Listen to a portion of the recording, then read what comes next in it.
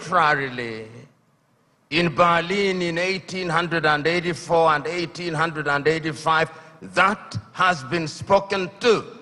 And we have been told so very correctly how that continues to bedevil the continent of Africa and to undermine our attempts at unity. Those of you who are students of history will remember that in 1963 in Addis Ababa, Ethiopia, and in 1964 in Cairo, Egypt, the debate was, should we redraw the boundaries? It was agreed by the founding fathers then that that would be an exercise in fueling conflict, and that if we were moving towards unity, then redrawing boundaries was unnecessary.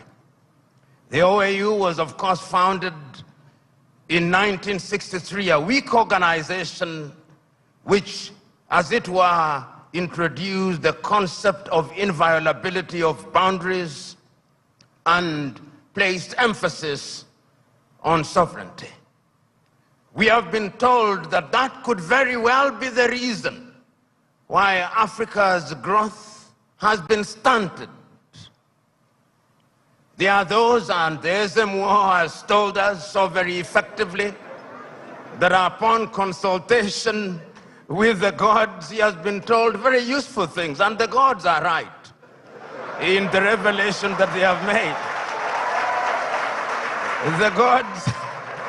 The gods are right in saying that we have suffered in many ways and continue to do so, and that therefore the post-independence African country or countries are bedeviled by many things. That could be a reason. It has also been said that part of the reason why we have not realized our potential is because we make the wrong choices. And that could very well be true. And my brother, who spoke about choices so very well, told us that it all rests on the choices that you make. And you who are Christians will remember that at critical moments, even in the Christian tradition, it has always been a question of choices. If you read the book of 1 Kings at chapter 18, when there is conflict in that little place called Israel, Elijah summons them and says, choose you now. If Baal is God, bring the 450 disciples of Baal and the 400 of Asherah who dined with Jezebel. And if God is God, let him be worshipped. If Baal is Baal, let him be worshipped.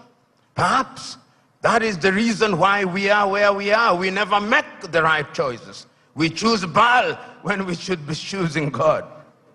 There are those who have said possibly, and you see this choice if you read the book of Joshua chapter 24, when he calls the Israelites and tells them, choose you now. Do you want to worship the gods whom your ancestors worshipped before they crossed the river, or the gods of the Amorites in whose land you dwell? As for me and my house, we shall serve the Lord. Perhaps we are not serving the gods, and that the gods are angry. And in the anger, they continue to visit pain upon us. So there is a sense in which all and many things have been talked about. But Africa sometimes judges ourselves very harshly and with a jaundiced sense of history. The post-colonial African state, the oldest post-colonial African state, is Ghana, 66 years only. Nigeria, 63 years only. And we often forget these very important and immortal words of John Henry Clark when he said that all African countries, upon regaining independence, started to conduct their affairs on the basis of systems of governments that were borrowed from Europe, and that none of them will ever succeed on the basis of borrowed systems. And as if he were a Jewish prophet, he is being proven right on a daily basis. Because whenever we in the African countries think that we have identified the problem and that we have identified the antidote, when we apply the antidote, new wounds appear. That has been the state of Africa, and that continues to be our state. And therefore, when we judge Africa, we must ask ourselves, from whose lens are we judging Africa?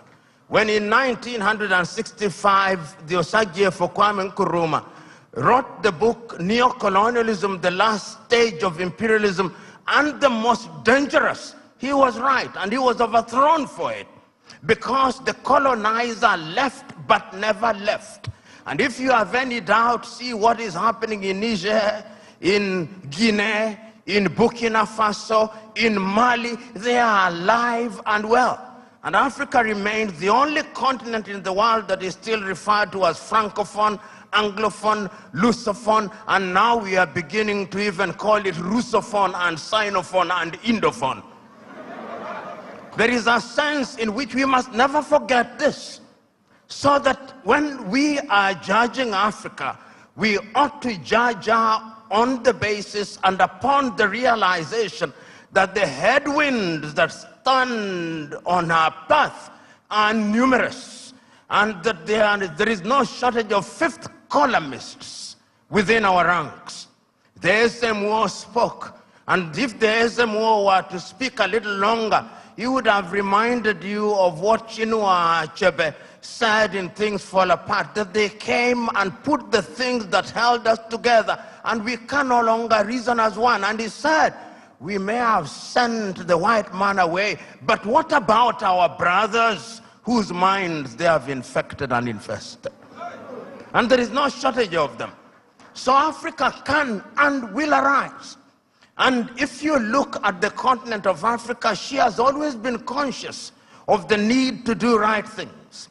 And if you look at the continent since 1963, and I can remember this so very vividly, I can remember Kwame Nkrumah in 1957 on the 6th of March saying, the freedom of Ghana means nothing if the rest of Africa is not free. He says the same thing in 1958.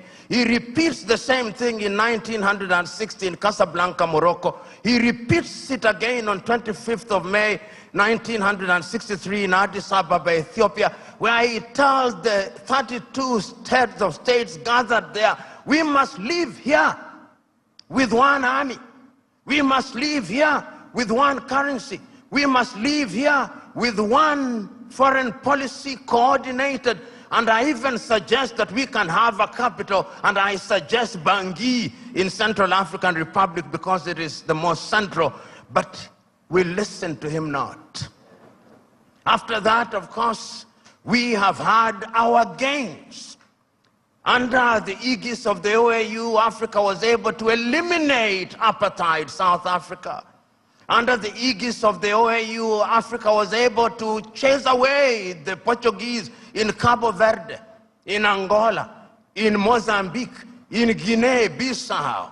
Under the aegis of the OAU, Africa was able to chase away the apartheid regime in what is now Namibia and the Ian Smith regime in what is now Zimbabwe. Let us not judge ourselves too harshly.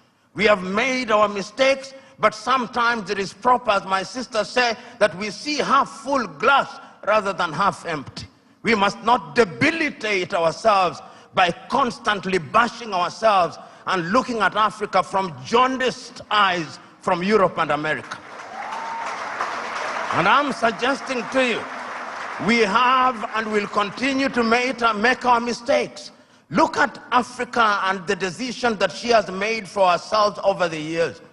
As early as 1980, Africans sitting here in Lagos, Nigeria, came up with the Lagos Plan of Action. And the Lagos Plan of Action told Africa, in order for Africa to realize our potential, we must trade amongst ourselves. But the neo-colonizer was not resting. A little earlier, 5 years earlier, the neo-colonizers had sat down in Lomé, in Togo, not too far from here, and came up with an agreement of African and European and Pacific countries. And when that did not work, they sat again in Cotonou, here in Benin, and came up with the Cotonou Agreement. They are never resting. We must never forget that. The neo-colonialist is alive and well, and is always trying to frustrate what we do, because Africa is their hunting ground. And we did not stop there. When we are doing things, you tell me what Africa has not tried to do. In terms of the airspace, we agreed in Yamoussoukro, in La Côte d'Ivoire, that we will open our airspaces in 1988. We sat in Abuja here in Nigeria in 2001 and said we were going to spend not less than 15% of our budget in the health sector. We sat in Malabo, Equatorial Guinea in 2014 and said we were going to focus on agriculture. We sat down in Maputo in 2013 and said we were going to ensure that our women were mainstreamed in the activities of Africa. We sat down in Abuja in 2014 and said we were going to have free movement of people, and once again sat down in Kigali, Rwanda 2018 and said we were going to eliminate visas. We sat down in Abuja and said that we were going to silence the guns in 2013. We did not. And we sat down in 2020 and said we were going to silence them. And now the guns are alive and well. And who are supplying us with the weapons? It is not us. It is others. Should we blame them? Yes, we should. Should we blame ourselves? Yes, we should. So Africa has always been a battleground. And the rhetoric that we see and the manner in which we ourselves are educated. My sister talked about education. But really, what are we teaching ourselves? It is fella Nicola Pokuti said, "Teacher, don't teach me nonsense." The Bold Safety Team, by your side on every ride.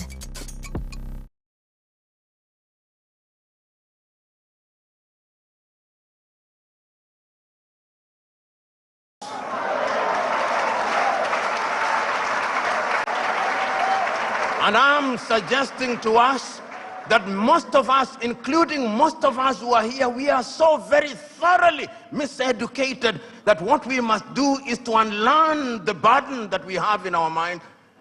Those of us who are lawyers, when do we feel happiest? When we cite an English authority to determine a land case in Abeokuta. When we talk about the reasonable man, we don't talk about the reasonable man in a keke, in a papa. We talk about the reasonable man being the man in the Clapham omnibus in London, England. That is how miseducated we are. And until we are re-educated, we who are present here are part of the danger to Africa. Because even in our unguarded moments, I went several years ago to the university at Harvard and talking to students, and one of them said that Harvard was the best school in law, in teaching of law. I said, whose law? Nigerian law? Ugandan law? Zimbabwean law? They can only be best in teaching their law, not ours. And I've seen we who are in this space of education, somebody spends 6 years at Unilag, and when they go to Harvard or Stanford for 3 weeks for a short course where they spend most of the time taking tea, he comes back and says, an alumni of Harvard.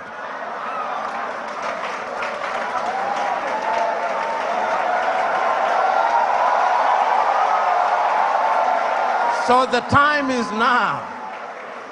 The time is now to begin re-educating ourselves. The time is now to exercise the ghost of low self-esteem.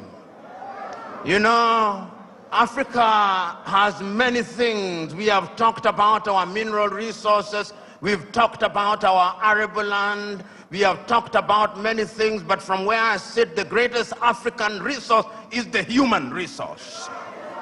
You know, Africa has been so wronged by other civilizations. We were the enablers of the first industrial revolution.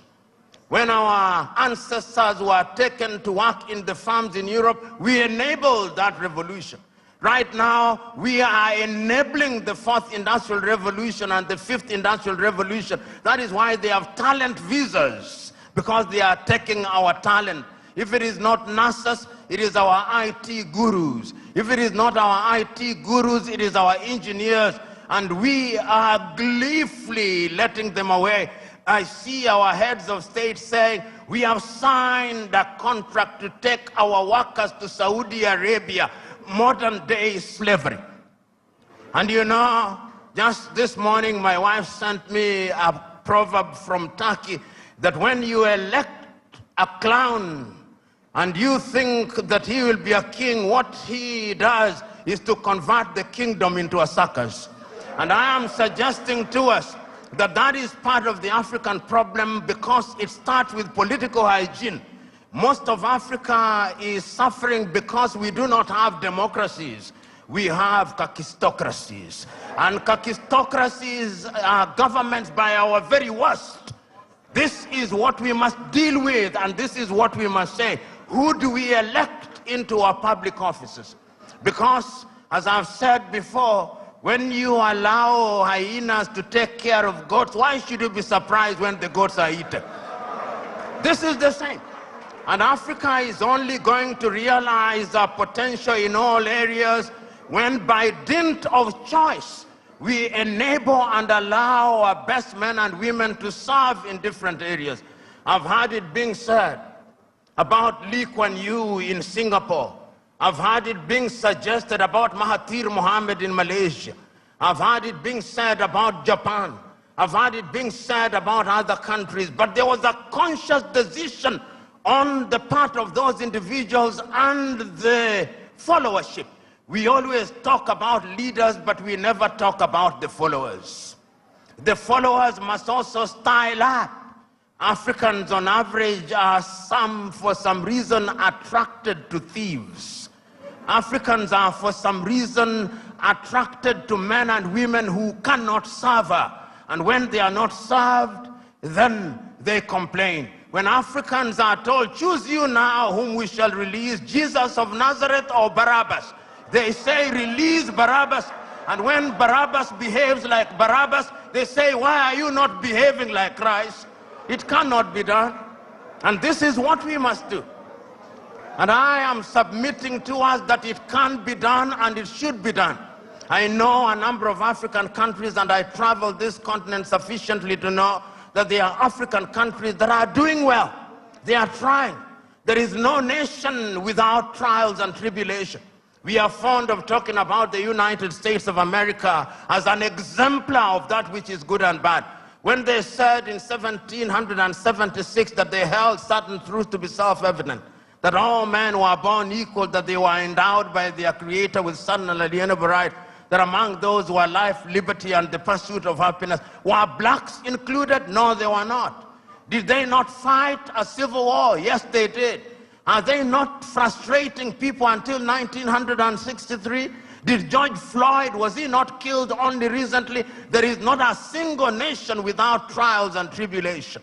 And we must therefore remind ourselves that we have the wherewithal to catapult Africa into a different orbit. And Nyerere of Tanzania once said, we must also define what development means. And he said, development does not mean necessarily the building of skyscrapers. There is nothing wrong with that. But let the Americans go to the moon, we are going to provide water to our villages. We must define what development means. And once we define what development means, and we define ourselves, then Africa shall realize our potential.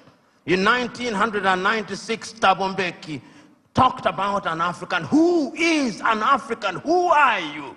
Define yourself first. The Chinese define themselves. The Indonesians define themselves. The Koreans define themselves. We must define ourselves and begin to believe in our institutions. You know, and I see it in this part of the world. When we want to look at our economy, we say, what does Moody's say? And Moody's is very moody when they come to Africa. Moody's. Can the Department of Economics at Unilag not do that? Can't they? McKinsey, an American outfit, they are the ones who come here and tell us how our economy is behaving. When the American dollar as much as sneezes, the naira goes into a coma. Why? 63 years after independence in Nigeria, 66 in Ghana, 61 in Kenya and many other countries, we still believe that somebody else's currency is what must define us. 63 years after independence, we are still importing chicken as if our chicken forgot how to lay eggs.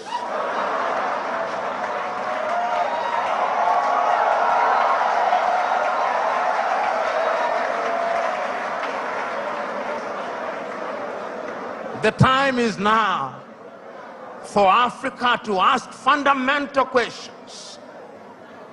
Because if you ask the wrong questions, you'll get the wrong answers. And I'm suggesting to us that Africa is already asking those questions. You know, in the year 2013, African heads of states and government sat in Addis Ababa, Ethiopia. That was during the chairmanship of South Africa's Nkosazana and Dlamini Zuma. And they decided that we can no longer continue to live in this muck and mire. Africa must know progress. And they came up with Africa Agenda 2063. My sister spoke to it so very ably and eloquently and passionately. What we don't say is that during that week, Nkosazana and Dlamini Zuma wrote an apology letter to Kwame Nkrumah, telling Kwame, we apologize. What we are doing now, you saw in 1963. A house divided against itself cannot stand. Now we are living through Africa Agenda 2063. We are living through the Sustainable Development Goals. And I'm not a Jewish prophet nor related to one, but I can confirm to you we will not fulfill any one of them. You cannot, in the nature of things, engage the reverse gear and then think you'll reach your destination. You cannot. And that is what most African countries have done. So the time is now, as the cliche goes, when you are in a hole, you stop digging. And Africa must stop digging. And if we stop digging and we look at what we have, Africa Continental Free Trade Area says that we are going to trade amongst ourselves in the world. Africa trades ourselves at best at 20%. Europe at about 70%, North America possibly 65%, Asia now going to 60%, Latin America going to 55%, Africa 20%. What must we do? We must stop certain things that stand in our way. Conflict. Look at Africa as I speak to you. Look at Sudan. For the last 2 months, there is no economic activity in Sudan. They are destroying what they once built. Even if you wanted to trade, who do you trade with? Generating as at now 2.5 million refugees. I do not hear the voices of African leaders, no. Their silence is eloquent. And when they speak mutedly in sanitized languages, and people are dying. Children who ought to be vaccinated in Sudan are not getting vaccinated. Here in your neighborhood in Cameroon, children have not gone to school for the last many years. Conflict. In northern Mali, the country is divided de facto into two. In the Democratic Republic of Congo, 120 armed groups, yet it is the busiest airspace in the continent of Africa. Minerals are being taken away to Europe and America. Central African Republic the same, Libya the same. Several months ago, I wrote to the chair of the African Union and all African heads of state and said, convene a meeting with only one agenda item. What can we do to save Africa from this slide? Only 4 replied. That is the state of the continent of Africa. We must deal with the basic things. We must solve conflict. We must change our governance. Because if we don't deal with the question of governance, we are going nowhere. Africa has become a continent where after every election there is conflict. Because the pursuit of power is a cutthroat competition where throats are actually cut. And when the SMO was here and he consulted the oracles, he discovered that we have a problem in that direction. And that the sooner we resolve that, the safer we will be. Africa can rise and Africa will rise. But it's not going to rise by prayer and fasting. We must pray and fast, but it will not happen. Because the last time I checked, even those of you are believers, when Abraham was taken from Ur of the Chaldeans and given Canaan, it was not on a silver platter. He had to fight the Canaanites. He had to fight the Philistines. That is the nature of divine instruction. Go ye and subdue the world by the sweat of thy brow. The kitchen where they make manna was closed. Manna will no longer come. Because you must now make your manna. And it is our duty, therefore, as Africans to begin to rethink the younger generation. You know, there is a saying in Chichewa in Malawi that more precious than our children are our children's children. So when we are doing these things, we must remind ourselves that we are doing for this generation and generations yet to be born. When my good sister was speaking, she started in 1969 about the education. We were alive. Then you came to the year 2023 and we are alive. But when you came to the year 2077, knowing as we do that we are not immortal, we shall be assumed into heaven. Some of you who will be alive, you will be old and possibly stupid and not very useful to anybody. This is why we say it is intergenerational. So, brethren, what we must now do is to ask ourselves, then what do we do? Beyond the rhetoric, what do we do? And what is beautiful in Africa now, not only in the continent of Africa, is that there is a consciousness. You know, I'm in a church setting, and sometimes it is good to remind you, for those of you who believe and believe rightly, even in the Bible, sometimes those who are saying the right things think that they are the only ones, thinking in silo. You remember Elijah going and saying, but Lord, I'm the only one who has not bowed to Baal. He was told, no, there are 7,000 others.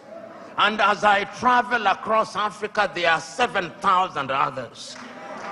Today I've seen many of them. Today I've had the honor and privilege of listening to many of them. One enlightened more than the other. One more passionate than the other, talking about what we can do. And talking about the place of Nigeria in that space. Times without number have talked about Nigeria and reminded Nigerians that the day you become great, that is the day Africa becomes great. When I hear in Nigeria, economists and politicians telling me that the GDP of Nigeria is 500 billion United States dollars, and that therefore it is the biggest economy in the world, I am reminded of the words of Yoweri Kaguta Museveni, my friend, when he says, in a debate between dwarfs, What is the value of one dwarf saying, I'm taller than the other dwarfs?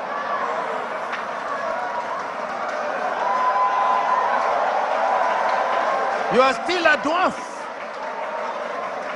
This Nigeria is capable in 5 years of becoming a 3 trillion GDP economy. The fundamentals are there. Talk of human resource. And I think it is, my sister, you go to anywhere in the world, tell me, engineering, artificial intelligence, space, Nigerians. The saying goes, if you go to any part of the world and you do not find a Nigerian, run away from there. Because there is nothing to be done there. It is these Nigerians who will move the country. I keep on reminding my Nigerian friends, you say you are 220 million. No, you are not. I suspect you are 300 million. And if my suspicion is correct, you owe this region and this continent the talent. You know, when people talk about instability in Nigeria, I ask them, can you handle refugees from Nigeria? Can you? You cannot. They'll overwhelm the entire West Africa. So it is in Africans' genuine desire that Nigeria remains great and becomes great. All the ingredients are there. Writing in 1983, Chinua Achebe, in his book, The Trouble with Nigeria, said that it is simply and squarely a problem of leadership. That is an African problem, and I also want to say it is also a problem of followership. Before the Ezemwe started speaking, he talked about what is expected of him in the village. When you are appointed into a public office in Africa, they actually expect you to be a thief. And if you don't steal, they say you are not wise. So in the minds of many people in Africa, Abuja and Lagos are hunting grounds where they send their sons and daughters to steal, to take antelopes, which they share in the village. That thinking must change, because service for humanity is what we must look at. And I have no doubt in my mind that Africa can do it. When I look at Africa and I look at Nigeria, I see an Africa that is capable of rising because our sons and daughters now present in the continent and even in the diaspora. You go and see the Africans in the diaspora, whether they are in Antigua and Barbuda, and my good friend here, the ambassador of Antigua and Barbuda, Wallace Williams, Trinidad and Tobago, will agree with me in that regard. You go to St. Vincent's and Grenadines, you go to Jamaica, everybody now wants to come and invest in Africa. But we must make the circumstances right. So we must improve our politics. We must make our laws enabling. We must improve our agriculture. We must improve our health. We must improve our education system. We must improve the quality of the environment so that we stop our young men and women dying in the Mediterranean Sea, dying off the coast of Dhaka, going into modern day slavery in Saudi Arabia, in that part of the world. It can be done. We have seen it done during our lifetime. We have seen South Korea do it. We have seen China do it. We are seeing India do it. We can see Indonesia doing it. We have seen Vietnam after the war doing it. And within the continent of Africa, there are other examples. We have seen Rwanda rise like a phoenix during our lifetime. We have seen Botswana do it. We have seen Cabo Verde do it. We have seen Mauritius doing it. It can be done. And if we agree that it can be done, what we must now do is to take a solemn vow. And that solemn vow must come from these words spoken by Julius Kambarage Nyerere on the 6th day of March 1997 in Accra, Ghana, when he was called upon to be the guest on the 40th anniversary of Ghana's independence. This is what he said, and I say this, then I shut up and sit down. Mwalimu said, when Kwame Nkrumah told us in 1963 that we ought to unite, we agreed with him. And we did not for one moment believe that unity in and of itself will solve our problems. What we believe that unity will make our voices as Africans to be respected, because the rest of the world is not bothered about our Ghanaianness or our Tanzanianness. He did not say this, but I'm adding, but our Nigerianness or Ugandanness. The rest of the world only knows about Africa. The time is now. Our generation fought the colonialists and brought what we thought was independence, but they gave us the crown without the jewels. But of all the sins that we have committed, there is a single sin that we must never commit: the sin of giving up, the sin of despair. And each one of us must remember that we have a role to play. We have a role to play, because if the ocean is to exist, the droplets must be good. If the forest is to exist, the trees must be good. Play your part and let the results be the testimony of your efforts. God bless you.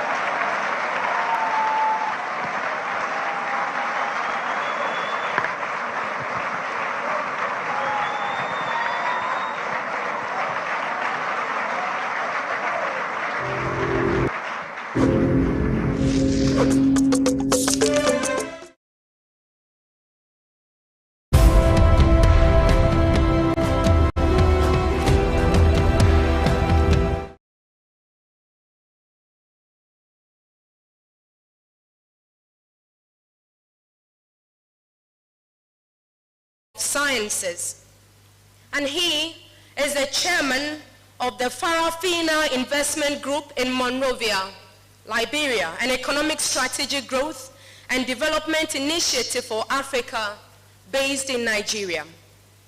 He is the immediate former director and chief executive officer of the Kenya School of Law, Kenya Review Commission, and a former director of the defunct Kenya Anti-Corruption Commission, and is currently working on a number of projects. He is a renowned legal practitioner, and he has written several books, including The Criminal Procedure in Kenya, An Outline of Judicial Review in Kenya, Kenya's Long Search for a Constitution, and many others. The Postponed Promise and Judicial Review and Administrative Law. And he has published numerous articles in refereed journals and several book chapters. He has also edited several books, including The Devolution in Kenya, The Constitution of Kenya, and many others. He has co-authored other books. And remember that in 2004, the speaker received commendation from the Kenya Scout Association for service to the society. In 2011, Bishop Okulu College of Theology of Great Lakes University of Kisumu awarded him the Order of St. Paul's the Apostle for restoration of good governance and right value. The East African Association of Anti-Corruption Authorities recognized him for valuable and exemplary contribution in the fight against corruption. He has been named and recognized by the International Commission of Jurists, the Kenyan section, and the Law Society of Kenya for his exemplary contribution to the legal profession. He was recognized by the Kenya USA Association for the Martin Luther King Jr. Leadership Award in 1996 and was the recipient of the 2008 Martin Luther King Africa Salute to Greatness Award by the Martin Luther King Jr. Africa Foundation. He has also been included in the Marcus Who is Who in the World and is the distinguished Mwalimu Julius Nyerere Lecturer at the University. He has been recognized and has received the following awards and of course recognition. African Luminary Award by African Cultural Association in the United States of America. Freedom of the City of Lowell in the Commonwealth of Massachusetts in the United States of America for his role in the fight against corruption and bad governance in Africa. recognition by the House of Representatives of the Commonwealth of Massachusetts in the United States of America for exemplary work in the fight against corruption and bad governance in Africa. And currently, he practices law with LUMUMBA, and LUMUMBA advocates and coordinates activities under the PLO LUMUMBA Foundation. Ladies and gentlemen, Professor PLO LUMUMBA.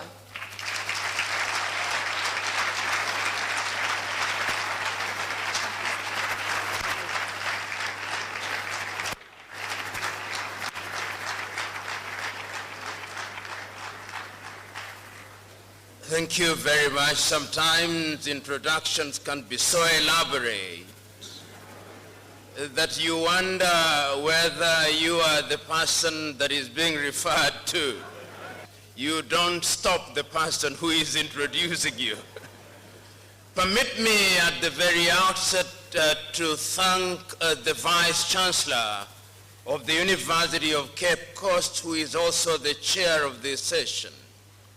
I also wish to thank the Pro-Chancellor, the cabinet ministers here present, drawn from several African countries, vice chancellors from different universities across the continent of Africa, the academics here present, our friends of goodwill drawn from different civilizations across the world, the students of the University of Cape Coast, and others who are attending this conversation this morning. I've been asked to share my thoughts with you on a subject that remains evergreen in this continent. Throughout the world today, Africans are engaged in a conversation on what it is that we must do in this continent to make her realize her potential. Africans who are residents in the United States of America are asking the question, what is it that we must do to make Mother Africa great again?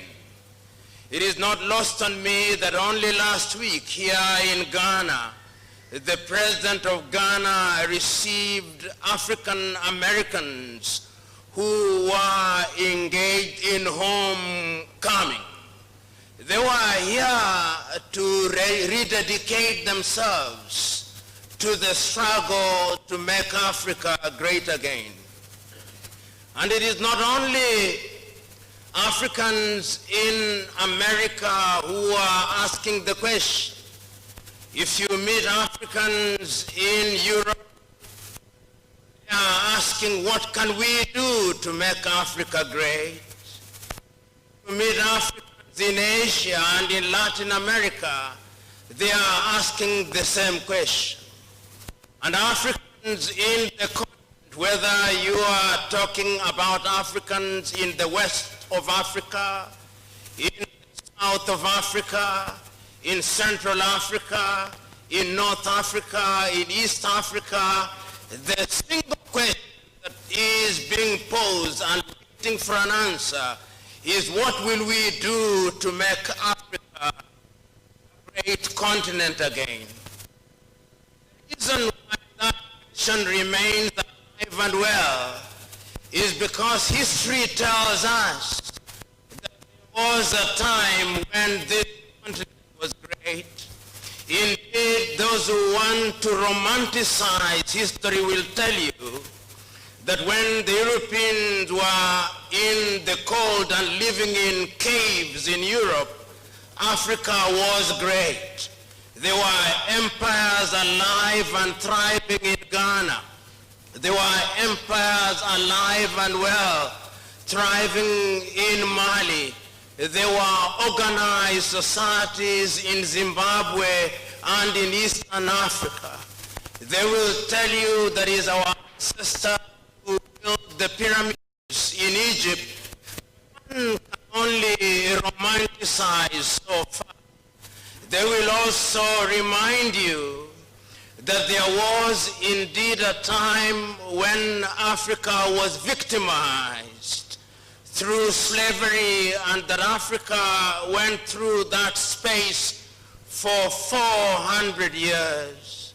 They will also painfully remind you that Africa was the subject, and historians will take you to Berlin in 1884 and 85 and remind you that the European powers, in their selfish mode, subdivided this continent arbitrarily into the countries that now constitute the continent. I will tell you sadly that the European powers, whether they were the Germans, they had a slice of their own of our continent.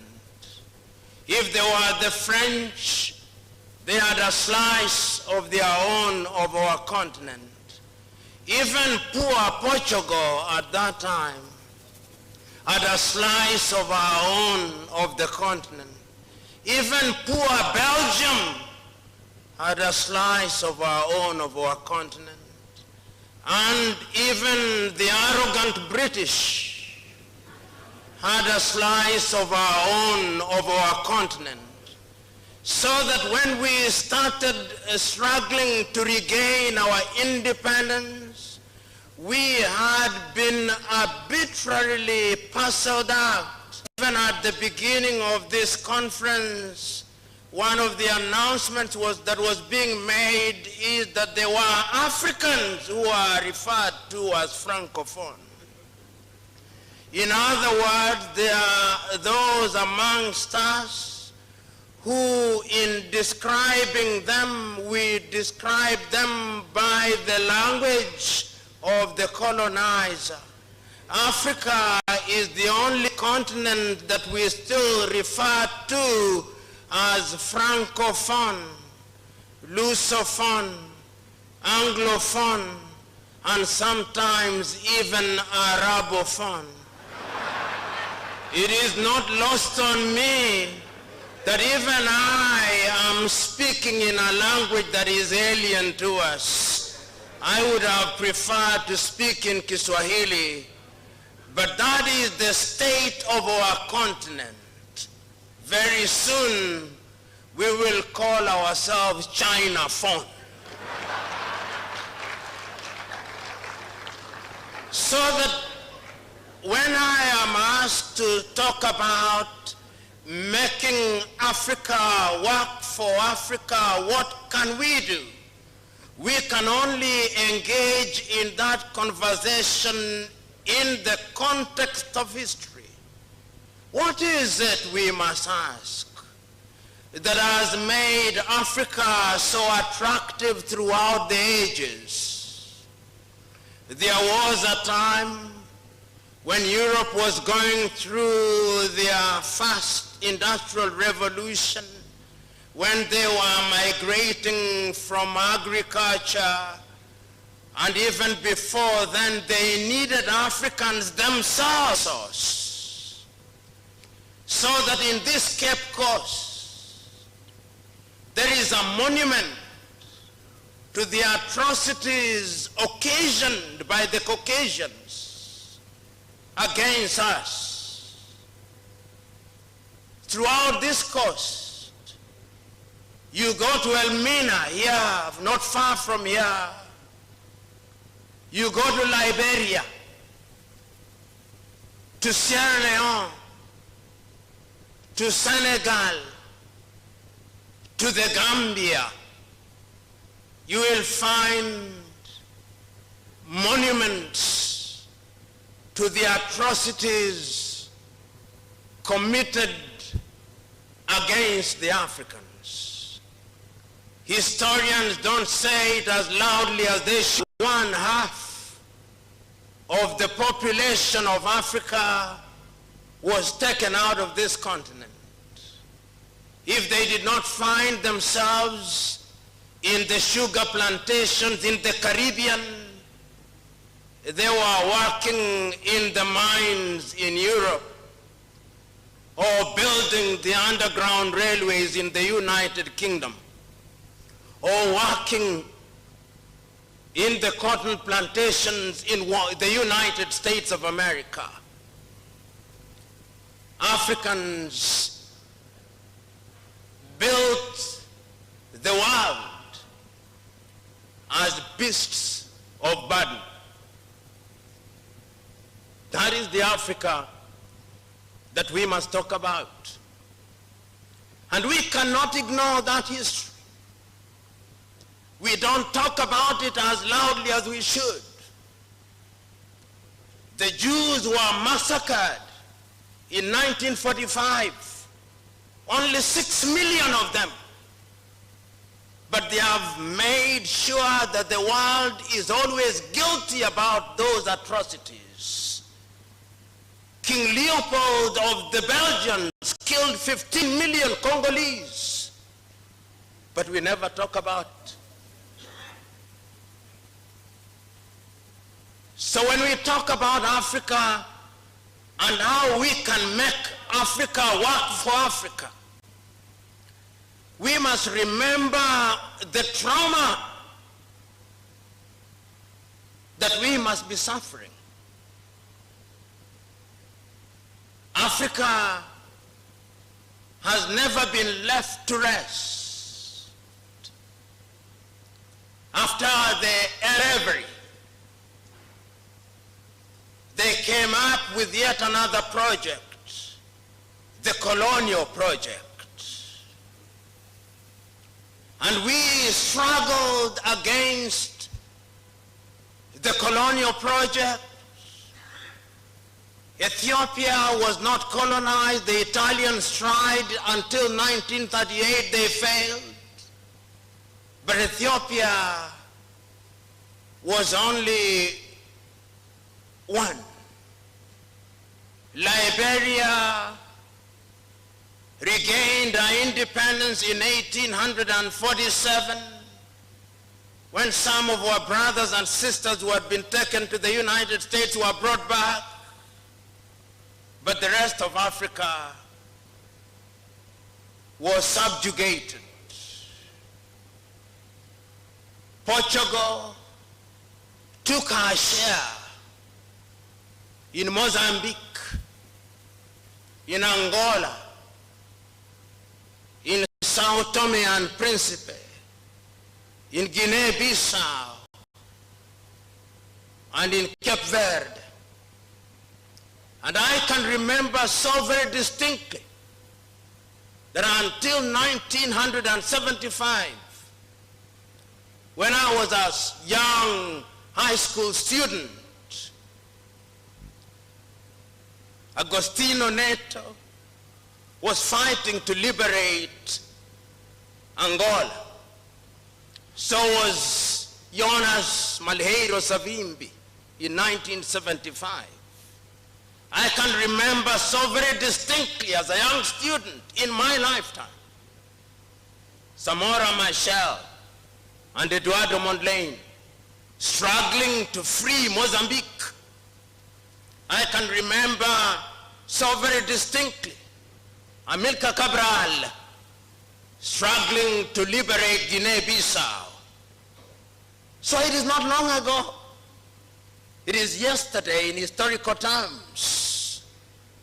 They were kicked out by force of arms, the Portuguese. Did they leave? No, they did not leave. They engaged in political and economic shape-shifting, so that if you go to Mozambique, you go to Angola, and you go to Guinea-Bissau, the Portuguese influence is still there in a surreptitious and in a subterranean manner and in a pernicious manner.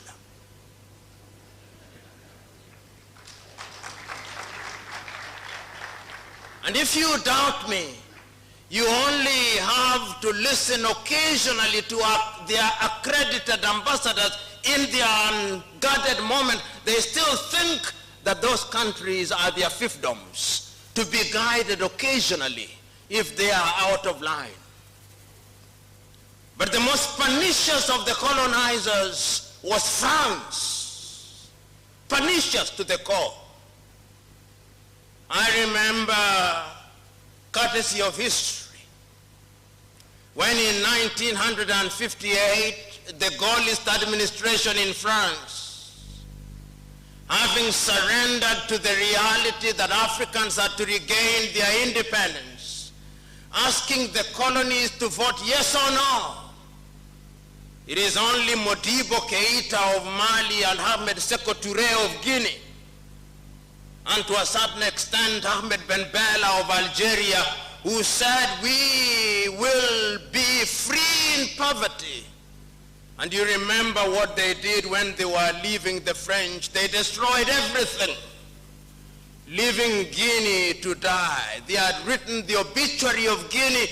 They had written the obituary of Mali. They had written the obituary of Algeria. And they ensured that their former colonies entered into a pact which is alive today, that their currency will be printed from France, and that their banks will be controlled from France. In the mind of the French, whether you are talking of Nicolas Sarkozy, whether you are talking of Macron, in their unguarded moment, they still think that former French colonies are merely their backyards. That is the Africa that you are asking me to talk about how she can work.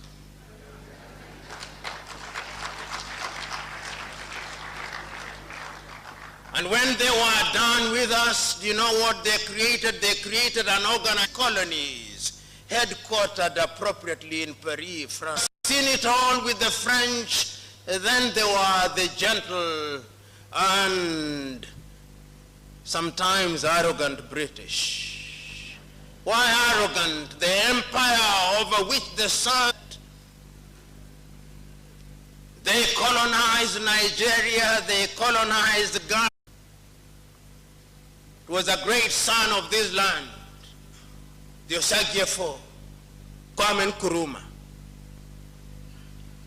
who on the eve of independence and on the day of independence reminded Africans on the 6th day of March 1957 that the independence of Ghana meant nothing if the rest of Africa was not free. Independence from the United Kingdom, they gave us constitution, they called them the Westminster Model Constitution. Remember, we are in Africa, but our constitutions, whether in Ghana or in Nigeria or in Uganda or in Malawi or in Zambia or Kenya or Tanzania, are referred to as Westminster Model Constitution. British bureaucrats sitting at the White Hall in London and giving us constitution. Go ye Africans and try it out. Africa became a laboratory for the ideas of European bureaucrats. That is the Africa that you are asking me, how does it work? An Africa for which once we had regained our independence, they created for us, and that commonwealth is a commonwealth of independent and equal states, they tell us. But the Queen is the head until the second coming of Christ. That commonwealth which the United States of America, which was a former colony of the United Kingdom, cannot get into and is not a member of because she's too powerful to be superintended by a former colonizer. That is the Africa that we are grappling with. There is also another Africa, an Africa where Belgium, little Belgium, controls the Democratic Republic of Congo, controls Rwanda and Burundi. That is the Africa that we are talking about. Can she be great?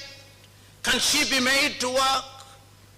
Oh, the post-colonial African state was designed to fail. This is a question that sometimes we are too afraid to ask. There is also another Africa which, and recently as 1980, when I was a high school student, had not even regained our independence, Zimbabwe, called Rhodesia at that time. And then there is another Africa. Another Africa which in 1994, when I had graduated and was teaching and working, is when the Europeans recognized that they are equals in apartheid South Africa. Otherwise, in 1948, the Europeans in that country, the Boers and the British, took the view that Africans were children of a lesser God, that we were only fit to be hewers of wood and drawers of water. That is how they held until 1994. But as I speak today now, 80% of the land in South Africa is still in the hands of the whites. And they want to be compensated. They took it for free, but they want to be compensated. They had no passports and visas when they came, but they want to be compensated.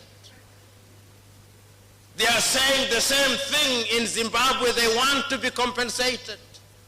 They want to be compensated in Namibia. They want to be compensated. That is the Africa that we are gathered here today to talk about. That Africa is a troubled Africa. Is an Africa which, if you permit me, I want to tell you, you paint, and some of these things are homegrown, some of them are engineered from outside, because poverty is a multi-billion-dollar industry. You know, sometimes when I listen to Kwame Nkrumah or read some of his works, I say to myself, his other human failings notwithstanding, he had the foresight of a Jewish prophet. Because as early as 1961 in Casablanca, Morocco, he told the leaders of the time that if Africa wants to work, Africa had to unite. But fellow Africans and friends of goodwill, even as early as that time, Europe was beginning to divide Africa. They had their own group. They had sponsored Cote d'Ivoire's Félix Houphouët-Boigny to argue against the Osagie for Kwame Nkrumah. But Nkrumah did not stop there. He had other compatriots who thought like he did. Patrice Emery Lumumba did not go to anybody's university, but he was clear that Africa must write her own story. Julius Kambarage Nyerere, so that when Africa met on the 24th and 25th days of May 1963 in Addis Ababa, Ethiopia, the message was one and clear that if Africa was to work, Africa had to work as one unit. Kwame reminded the audience, let us unite today. Let us come out of Addis Ababa with one country. Let us come out of Addis Ababa with one army. Let us come out of Addis Ababa with one currency. Let us come out of Addis Ababa with a common foreign policy. Because if we don't, we will each get used to our little sovereignties. Central African Republic will become used to the little sovereignty. Rwanda, Swaziland, Burundi and all the other countries, and it will become difficult to unite us. But who listened to Kwame on that day? While he wanted the United States of Africa, we ended up with the Organization of African Unity, a loose alliance of heads of states. But you and me know that at that time the neo-colonial project had started working. I'm saying this because you are asking me to talk about how we can make Africa work. Before we talk about how to make it work, we must understand how she is.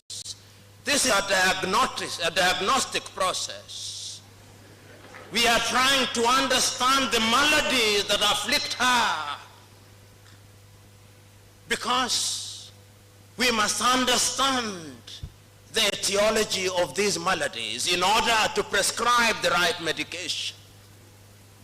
So that the neo-colonial project was one that was meant to ensure that we appear to be independent. As somebody once said it in a most eloquent way, Africans were given the crown, but the jewels were retained. So in 1960, those who had started speaking about Africa and how to make Africa great were being eliminated one by one. In Congo, in 1961, barely 9 months after Congo had regained her independence, Patrice Emery Lumumba was dead. In Togo, barely 1 year after independence, Sylvanus Olympia was dead. And if they were not dead, they were removed. Here in Ghana, the Osagie for Kwame Nkrumah was removed. In Nigeria, Nnamdi Azikiwe was removed with Tafawa Balewa and the Sultan of Sokoto, Sir Ahmadu Bello. In Mali, Modibo Keita was gone. And if you go to all the countries, Amadou Ahidjo was gone. David Dacko was gone. Coup d'etats. That is the Africa that you are asking me to say, how will it work? It was never at ease. Destabilization after destabilization. That is the Africa.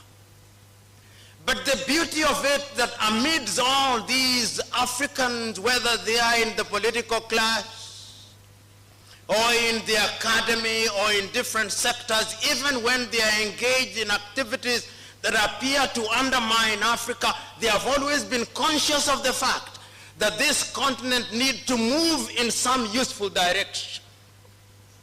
I remember as early as 1980, in Lagos, Nigeria, the Africans came together under the Lagos Plan of Action, and they said, we must make Africa work. The Lagos Plan of Action was meant to be an avenue of channeling African resources for Africa's benefit. Did the Lagos Plan of Action work as well as it was intended to? Not as well as it was intended to. So there have been many initiatives designed to make sure that Africa works. Some of them are homegrown, some of them are engineered from outside. Once again, begging the question, why is it always that people are prescribing for Africa what she needs to do? How many of you here will forget the Lomé Convention of 1975, signed in the neighborhood here in Lomé, Togo, African, Caribbean, and Pacific, telling us how we should cooperate with Europe as a way of immunizing ourselves from poverty and improving our lot. Is it in the best interest of Europe that we should do well? I doubt. And when the Lomé Convention had died its death, they came up with another one in 2000 called the Cotonou Convention. This belt, Lomé, Cotonou, appears to be a very favored site for signing these treaties. They signed yet another one in Cotonou to take over from the Lomé Convention. Once again, Africa, Caribbean, and Pacific, is it in their best interest that we should do well? And there is an old English saying, he who pays the piper calls the tune. And for whose benefit is the tune called? And they did not stop there. Everybody somehow is always interested in Africa and her welfare. How many of you here will not remember the structural adjustment programs in the 1980s? How many of you here will not remember the Millennium Development Goals?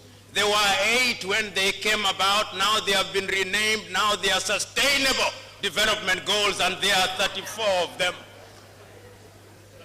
How many of you here will not remember Africa Growth Opportunity Act? The House, the Parliament of the United States of America, sitting at the Capitol Hill in the United States of America, saying we open the space for African countries. And what are they opening space for? Textile. We will now, whether it is in Lesotho, whether it is in Nigeria or Nairobi, Kenya, our women and our young men are sewing jeans and other apparels which are taken to supermarkets in the United States of America. And once they have worn them and they are tired of them, they created another export opportunity of second-hand clothing. And second-hand clothing, that is why the textile industries in Kaduna in Nigeria died. That is why textile companies in Kenya, whether it was Rivertex, whether it was Kikomi, whether it was Mountex, they all died, because Europe was now telling us what we have consumed and rejected, you Africans must now consume. And when recently the Rwandese and the Ugandans said that we were going to stop the importation of second-hand clothing, they threatened us with sanction. Africa is meant to treat us new, that which Europe and America has rejected. That is the Africa that you want me to talk about. So when we talk about this continent of Africa, there have been no shortage of attempts to help her and for her to help herself. I remember on the 6th day of March, 1997, in Accra, Ghana, the former president of Tanzania, Mwalimu Julius Kambarage Nyerere, speaking under the theme, the unity of Africa, said, among other things, that we have not come here to remind ourselves how important unity is. We know that African unity is significant. And he said, if Africa is to be a great continent and if Africa is to real, we'll ask him what is happening in Senegal. So that is the Africa that we are talking about. So there have been many initiatives to make Africa great. How many of us will forget the new initiative for African development under NEPAD, signed in the year 2001 in Lusaka, Zambia, when Africans took the view once again that in order to grow, we must work together. There have been no shortage of initiatives to bring Africa together. And I remember in the very early days, in the 1960s and in the 1970s, the grand project as conceived by Kwame Nkrumah, having failed to take off as it was designed to take off, many African countries took the view that the only way in which we could ultimately have the grand African agenda was to come up with regional developments. So we remember so very vividly, because even in Africa, there were days when Africa worked in the early days. In the early days, many African countries were recording economic growth of anything between 6 and 7%. In the early days after independence, there were areas where Africa was growing in education. In the health, the indices had improved so that infant mortality and maternal mortality, that in agriculture, Africa was beginning to feed herself. Africa was adding value to her things. I remember in Nairobi, in public schools, young school children would receive textbooks and exercise books. I remember that classes and public transport systems worked. I remember in those days that our agricultural products were receiving the kind of prices that they ought to receive in the world market. I remember in those early days in countries such as Zambia, the kwacha was. Remember in those early days in countries such as this one where cocoa, and in the neighboring Cote d'Ivoire when cocoa was being transported and you are receiving the right price. I remember Wadui in Shinyang in Namibia were receiving the right price. There was a time in those early days when Africa was indeed moving in East Africa, when we had one common currency, when we had one airline, when we had one university, and things worked. I remember students coming from Kenya and traveling to Fura Bay in Freetown. I remember hearing universities such as the University of Education at Winneba. I remember the University of Legon. I remember the University of Nigeria at Nsukka. I remember the University of Maiduguri, and I remember the University of Makerere in Uganda, and Dar es Salaam in Tanzania, and many other universities. Africa was rising, but something happened. Something happened. Something happened. There are those who think that it was externally induced. They may be right. There are those who think that our leadership was also a contributory factor, and I think they are right. So that there is a sense in which we Africans are also co-authors of our own misfortune. We are co-authors in the sense that there is, and there have been opportunities to make us great. At the beginning of the address, the Vice Chancellor rightly remarked, the professor rightly remarked that in Africa there were countries that were doing better than South Korea. Kenya was doing better than South Korea. Kenya had a higher GDP than China. Ghana, the same. Tanzania, the same. Then somehow the Koreans went and left us. The Chinese during our lifetime have left us. The Singaporeans have left us. The Malaysians have left us. The Brazilians have left us. The Vietnamese after the war in 1975 have left us. Who is it? What is it that holds us back? What is it? Is it us? Is it some power? Are we children of a lesser God? What is it that holds us back? Why is it that Africa does not work? Why is it that I'm speaking to you now? Even what we call peace in many African countries is not peace, it's just silence.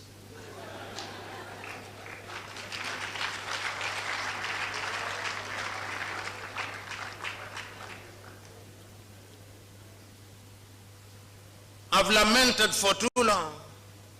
Now I want to talk about what it is that we can do. But before I do that, let us look at our continent, at this continent called Africa.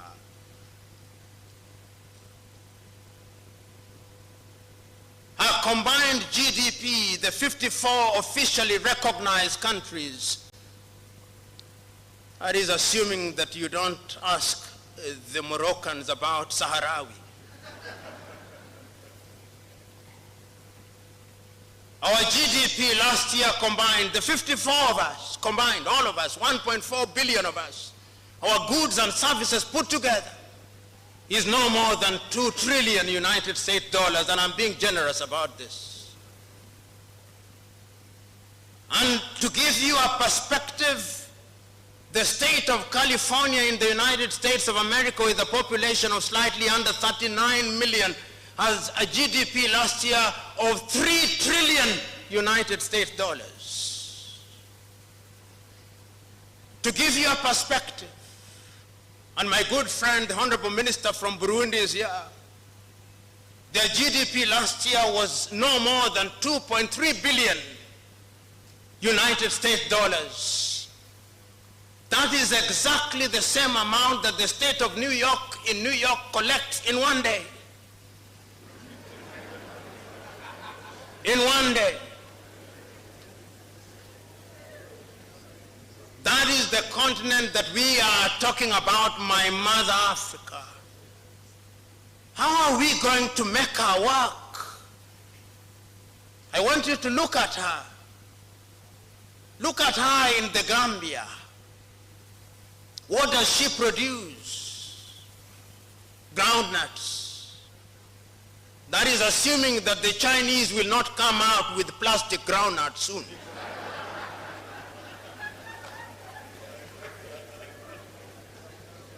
And I'm saying this to tell us we are relying on goods which can be taken out of the market. And tourism. How many people visit the Gambia in the name of tourism? If they are more than 1 million, then we celebrate and we bring out dancers. Meanwhile, the bazaar market in Istanbul receives 99 million visitors every year. What tourism are we talking about? Let us go to Senegal. What is she producing? How can we make her work? How can we make Mauritania work? How can we make Mali work? How can we make Chad work when almost 70% of it has dried out in the last few decades? Then you wonder why we have Boko Haram, why there are recruits for Boko Haram and ISIS and Daesh.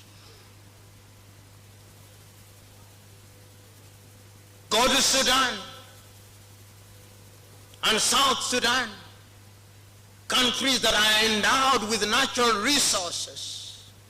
Go to the Democratic Republic of Congo, a paradox and an irony at once, the richest country on earth in terms of natural resources. But who will allow Congo to be at ease? Who will allow her?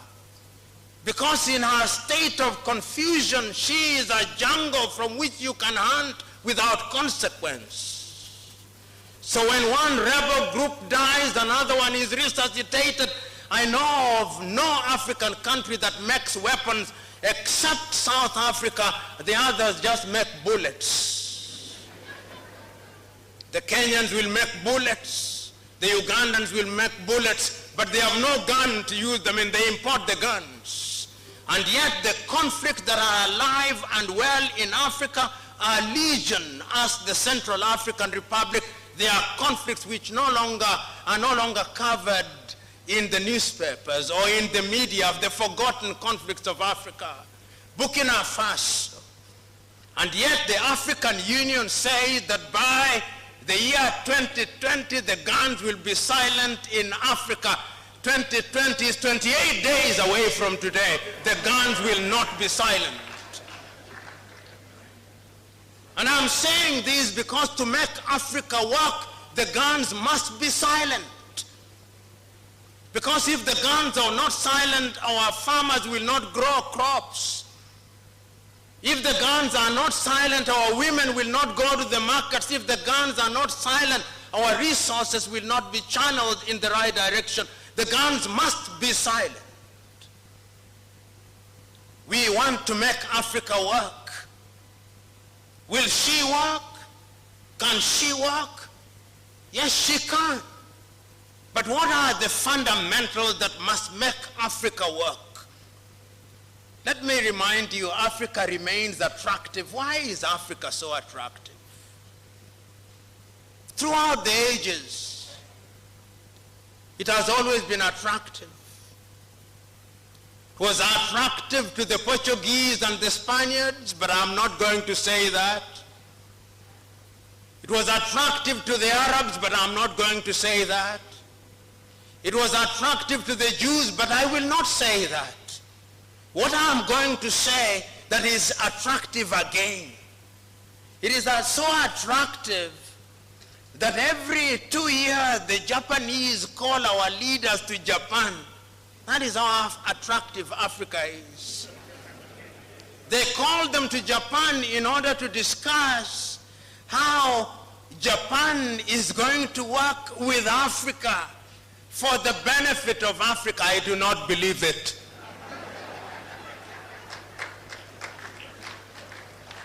It must be for the benefit of Japan. It is so attractive that the Chinese leaders call Africans to Beijing every year. The 54 of them, they call them to Beijing. And they say this is how China is going to work for the benefit of Africa. I refuse to believe them. It must be that there is something that is being done for the benefit of Beijing. Because if I was Chinese, I would do that which is in my best interest, not in the best interest of Africans. It is so attractive that the Russians called our leaders only a few months ago in Sochi. And when they invite you to the best places. It is so interesting, so that the Russians can work with Africa for the benefit of Africa. That is how attractive Africa is. It is so attractive that the Germans also invited our leaders to Berlin. It is so attractive that even the Arabs are inviting them to Doha, and that is how attractive it is. Have you ever heard the Latin Americans being invited? No, I did not hear. Have you ever heard the Arabs being invited? No. It is only Africans who are invited. That is how attractive Africa is. Is it a bad thing? Depending on what you think. We can use it to our own advantage, or we can allow them to use it to their advantage. You know, when I look at Africa and I look at her in the continent, in the context of how attractive she is, another word comes to my mind called globalization. When we talk about globalization, you talk about globalization as if it were a new word. It is not. Africans were once globalized as a commodity in the slave market. We were sold everywhere in the world. That was globalization. That was globalization.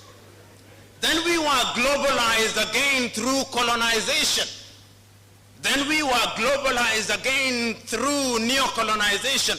Now we are being globalized in the context of opening our markets.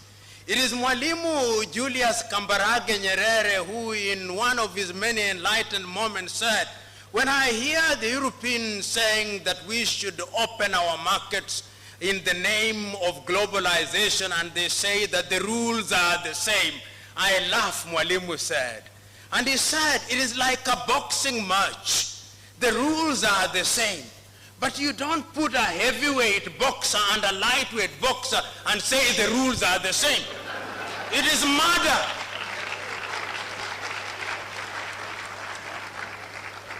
Allow me to be melodramatic. You imagine the United States of America with a GDP of anything between 14 trillion and 15 trillion is now entering into a bilateral arrangement with Lesotho, whose GDP is 2 billion. And you say the rules are the same. It is a joke. It is murder, because the revenue that is generated by the city of Los Angeles alone in one day is more than the GDP of Lesotho. So we are being told to open our markets, and when we opened our market, you saw what happened? Our textile industries died. The large textile industries that we knew about in Kaduna, in Nigeria, died. Our cotton industries died. Our sugarcane industries died. Our waters, even water nowadays, water.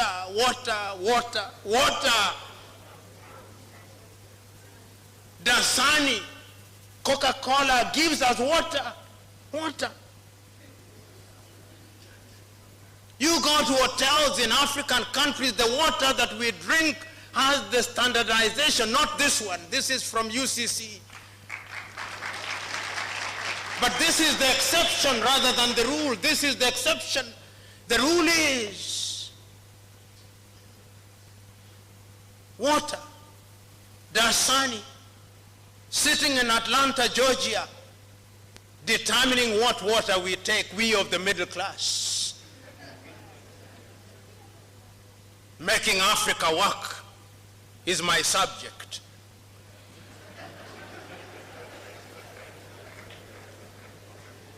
What will it take? It will take our combined effort. But there must be an enlightenment of a totally different character. You know, when I think about Africa, and I think about her often, and I ask myself, Mother Africa, how will you be 100 years from today? And I remember the great Sudanese poet, Alpha Ituri, writing about Africa. He says, oh, Mother Africa, how are you? Will you be great? You, Mother Africa, where your rebels have gained power and rebuilt, and they have destroyed what they rebuilt. Mother Africa, will you be great? You, Mother Africa, Faituri asks, you the home of great rivers, will your sons ever fish in your rivers? Faituri asks, you, Mother Africa, whose belly is laden with all things known as natural resources, will you ever give meaning to them? Faituri asks, oh, Mother Africa, are you waiting for Godot?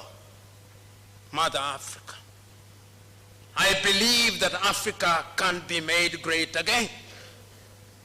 But remember I said that Africa took the view that she could grow regionally. That is where I went on a tangent. Now I come back. So the East African community was there. South African development community was there. We had COMESA, we had IGAD, we have ECOWAS, we had Central African Organization, we had the Maghreb, we had the Sahelians. All these attempts have been made, and somehow Africa is still punching below her weight. Let us look at the different sectors so that we are better able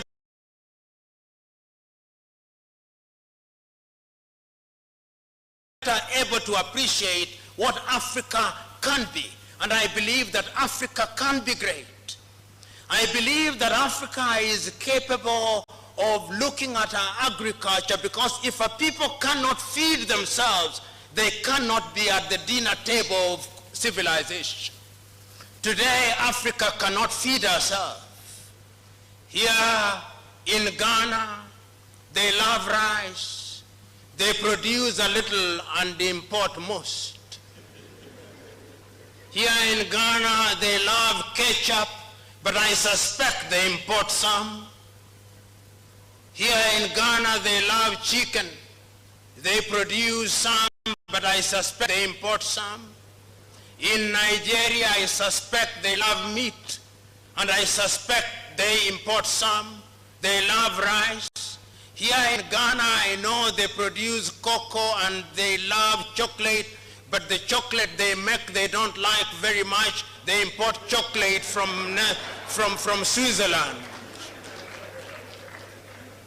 So until the day that we begin to like what we produce, so that we add value, I look forward to the day when the greatest chocolate making factories will be here in Ghana, and the next will be in Togo, and the next in Cote d'Ivoire. It can be done. Which calls into question, what are our universities of agriculture doing? Are they involved? Are they included in the agenda of making Africa gain?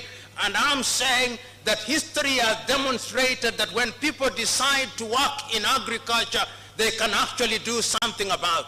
I remember so very vividly in your own Malawi, when President Mbingu wa Mutharika took power, he took the view that he could improve agriculture in Malawi. He took the view that he could produce enough maize.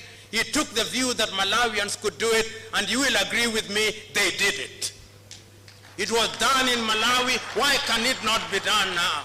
I remember so very vividly, those of you who are from Burkina Faso, in 1983, when Thomas Sankara took power, he took the view that the Burkinabe could feed themselves, and within 5 years, Burkina Faso could feed herself. It can be done.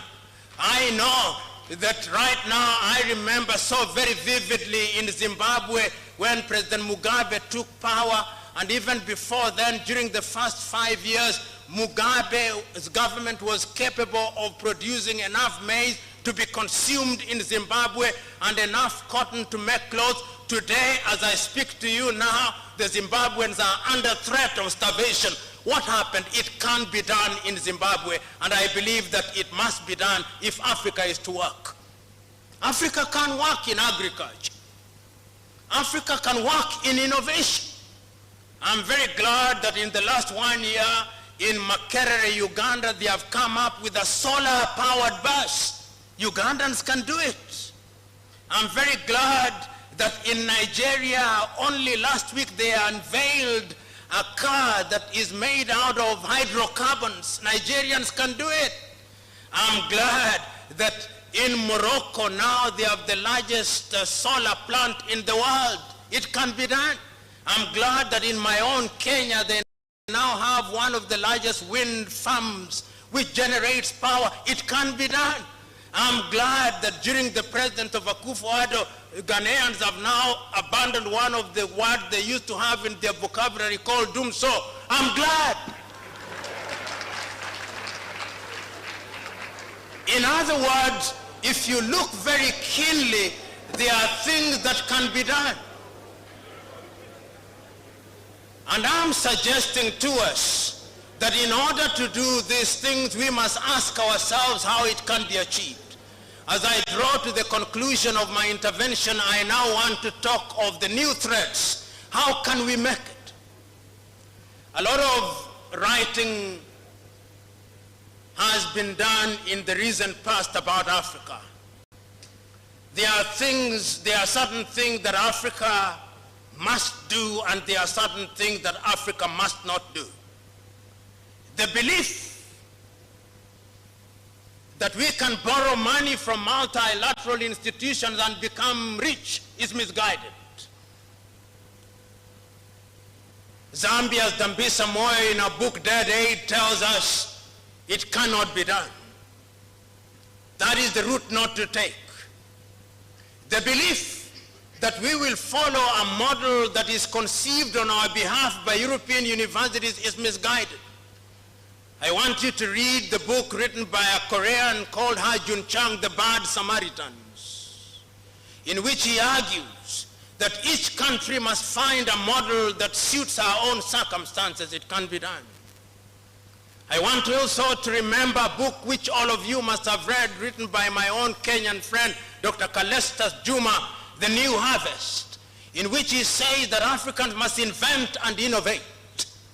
I want you to read a book written by Olusegun Obasanjo and Greg Mills, among others, Making Africa Work.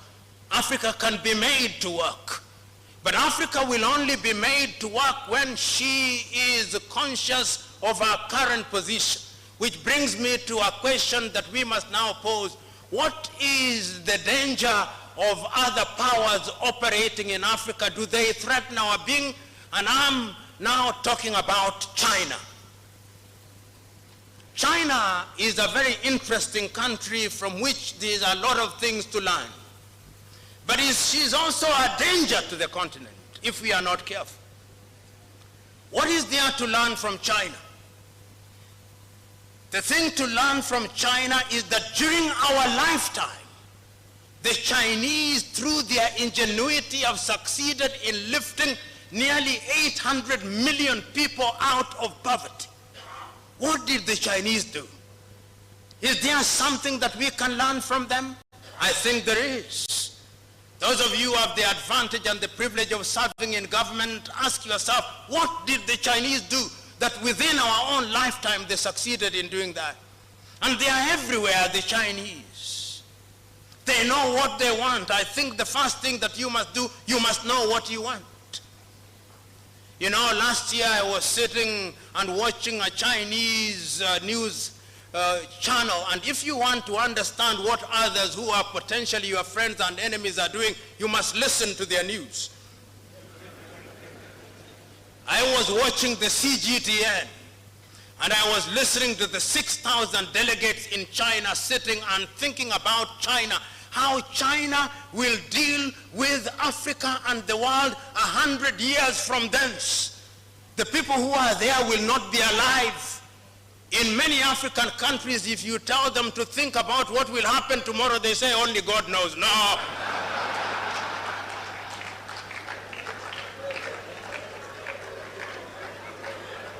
I hold the view that when you are planning, you plan as if you will never die. And if you are prayerful, you pray as if you'll die the next minute. I'm suggesting that the Chinese have given us away. Today the Chinese, and see how the Chinese are working with us. Which university in Africa worth its name does not have a Confucius Center? I do not know whether you have one here at UCC.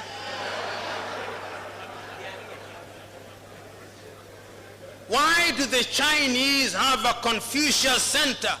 Because the mind is the standard of the man.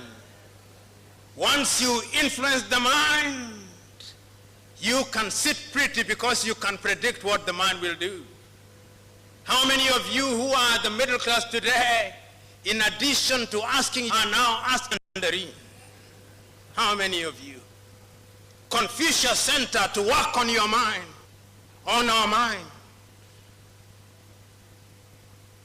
And then, don't you find a stadium built by Chinese? And if it is not a stadium, it is your state house. And if it is not the state house, and if it is not the African headquarters, is infrastructure, is the road or the railway. And if it is lorries,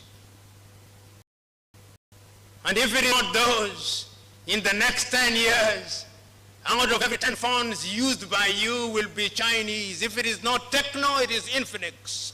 If it is not Infinix, it's Huawei. No African country produces a phone. None. It's only Rwanda that is beginning to assemble some. There is something to admire about the Chinese. We must be strong. We must be weak. We must not be weak. The Koreans are also small but strong. But if we are not careful, and I'm saying this, if we are not careful, in the next 25 years, all of us will be speaking Mandarin. If we are not careful. If we are not careful. Because the Chinese here are not here for charity. The Chinese are here to do business. And in the world of business, it is a cruel world where throats are literally cut. I'm reading a small book written by a young Chinese girl called Arin Yuan Sun. the next factory of the world. And the young Chinese girl is saying exactly what I'm saying. He says that Africa can benefit from China. Africa can be the next factory of the world. But it's not just going to happen. Something must be done about it, which is what brings me to the last segment of my conversation, Africa Agenda 2063. I remember on that day in Addis Ababa, Ethiopia, Nkosazana and Lamini Zuma, the then chairman of the Organization of the African Union, writing and reading an imaginary letter to Osagyefo Kwame Nkrumah.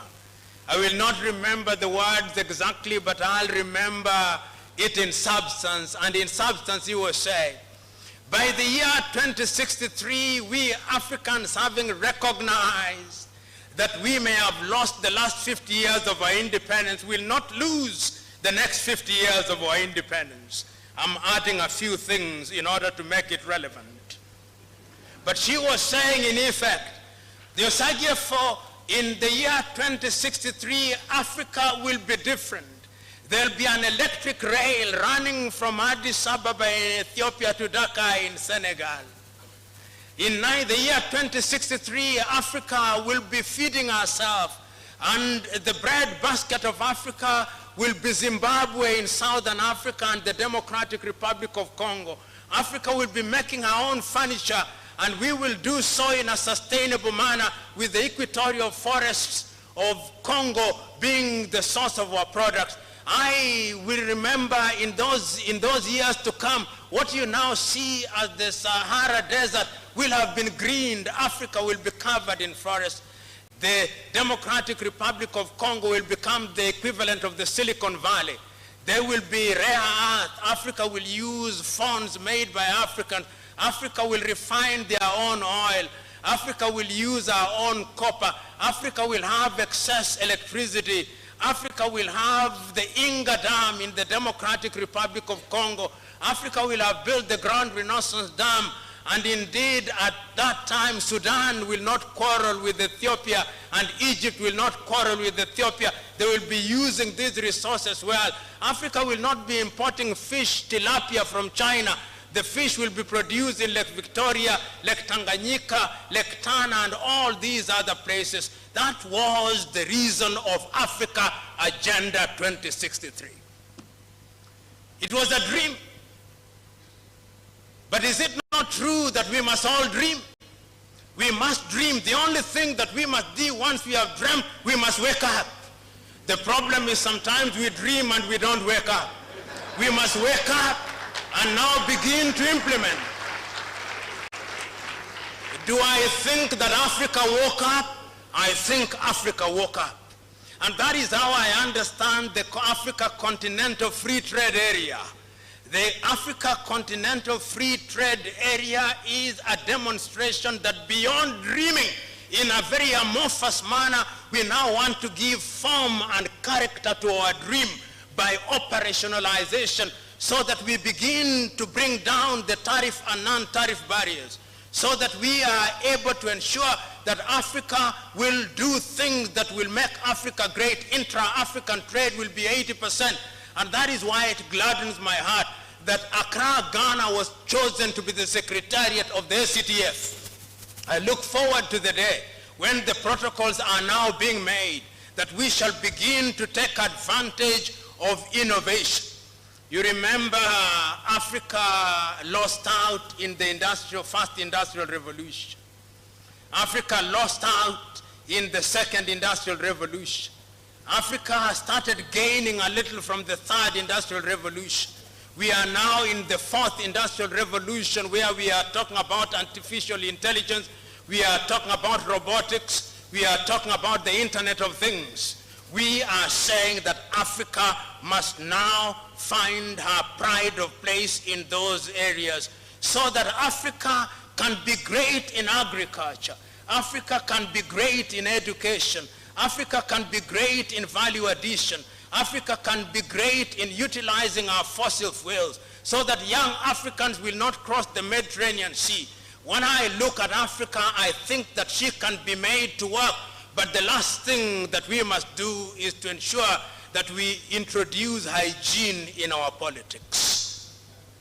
Because it all begins and ends with leadership. History has demonstrated, not once, not twice, but times without number, that when you have men and women who are good leaders and they know what they want, they can catapult their countries within a short time into the higher orbits of development. We must now begin to ask ourselves, how do we govern ourselves? How do we create a political environment where all these things can happen?